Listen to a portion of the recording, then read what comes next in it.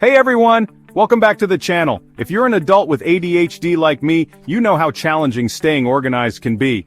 The constant struggle to keep track of tasks, appointments, and random thoughts can be overwhelming. Today, I'm going to walk you through creating your ultimate ADHD planner. Trust me, it's a game changer. With the right tools and strategies, you can transform chaos into order. First up, let's talk about the layout. Simplicity is key. You don't want a planner that overwhelms you. A cluttered planner can be just as stressful as no planner at all. Go for a weekly layout with enough space to jot down your tasks, appointments, and reminders. This way, you can see your week at a glance.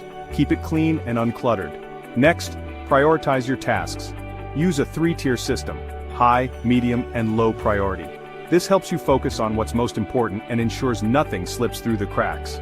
Plus, checking off those high-priority tasks feels awesome. It gives you a sense of accomplishment and keeps you motivated.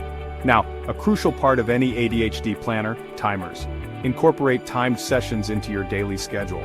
Whether it's the Pomodoro technique or just setting alarms on your phone, these timers help keep you on track and prevent hyperfocus. You don't want to spend 4 hours organizing your sock drawer, right? Timers can help you manage your time effectively. Another tip: include a section for brain dumps. Seriously, it's a lifesaver.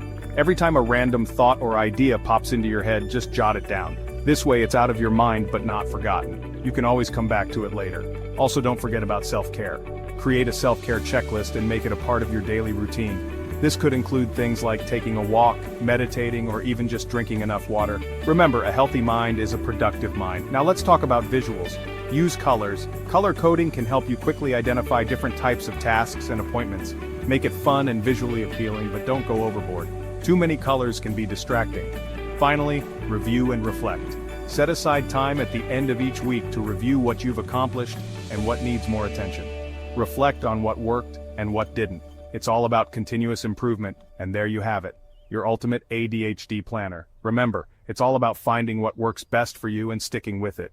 Hope you found these tips helpful, and if you did, don't forget to like and subscribe for more content like this. Thanks for watching. Catch you in the next one.